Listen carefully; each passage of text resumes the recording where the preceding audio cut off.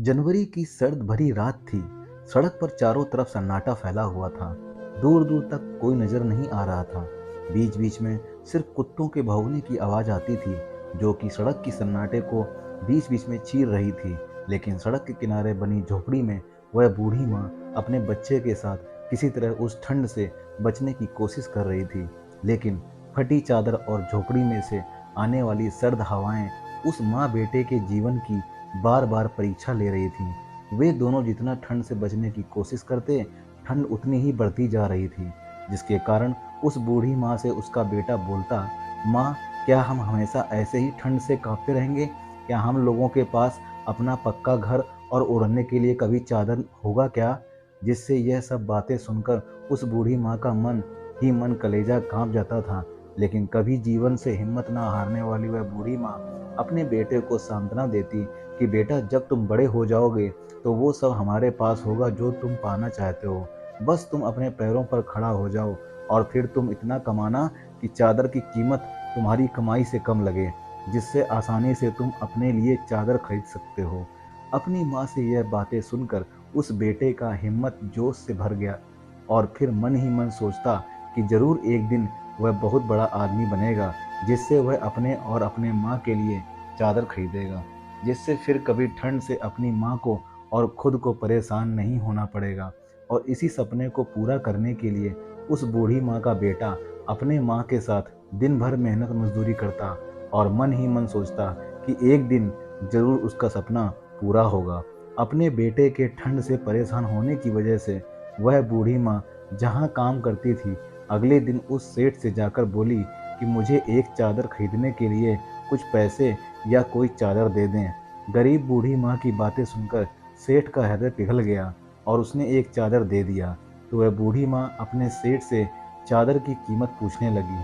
तो सेठ बोला, जो तुम्हें ठीक लगे और जब तुम्हारे पास पैसे हों तब चादर की कीमत दे देना। यह बातें सुनकर वह बूढ़ी औरत मन ही मन अपने सेठ को आशीर्वाद दे रही थी और उसे ये भी चिंता रही रहती थी कि वह उस चादर की कीमत कैसे चुकाएगी।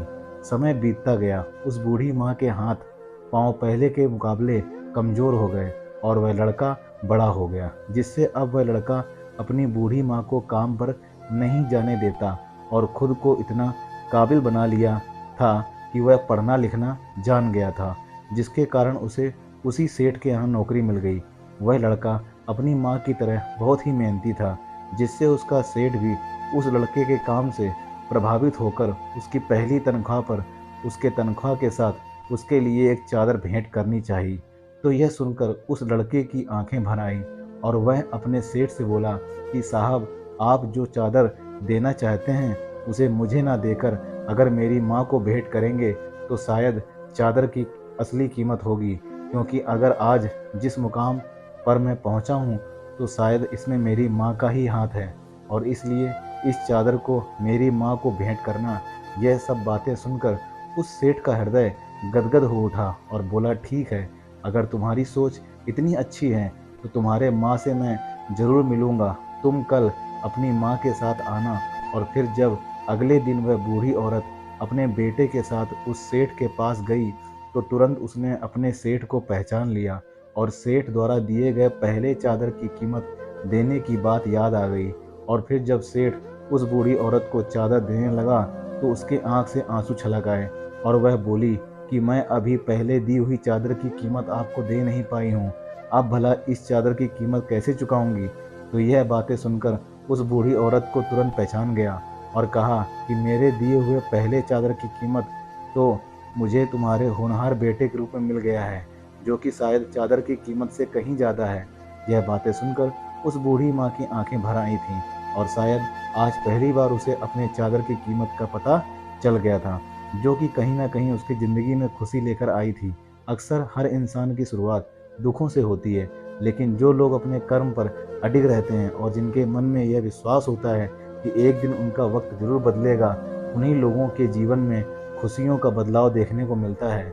शायद जब हम अपने दुखों की हालात में होते हैं तो किसी चीज़ का वास्तविक मोल पता होता है नहीं होता पता नहीं, लेकिन उस दुख के पलों की कोई कीमत नहीं होती है, क्योंकि दुख में किया गया मदद हमेशा सुखों की ही नींव होती है। और जो लोग अपने दुखों से संभल जाते हैं वही लोग सुख के अधिकारी होते हैं। इसलिए जीवन में चाहे कितनी भी विपत्ति क्यों ना आए, लेकिन कभी भी हमें सच्चे कर्म पथ को नहीं छोड़ना चाहिए। यही हमारे सच्चे कर्म हमारे सुखों की शुरुआत होती है। तो आप सबको यह चादर की कीमत मॉरल स्टोरी जो हिंदी में है कैसी लगी, कमेंट ज़रूर बताइएगा और इस कहानी को शेयर कीजिएगा। दोस्तों, अगर चैनल पर नए हो तो चैनल को लाइक, सब्सक्राइब और शेयर ज़रूर कर देना और बेल आइकन को प्रेस कर देना। दोस्तों, आप सपोर्ट करोगे तभी मैं अच्छी स्टोरी बना पाऊँगा। मिलते हैं अगली कहानी में, तब तक के लिए धन्यवाद। जय हिंद, जय भारत, खुश रहें, आबाद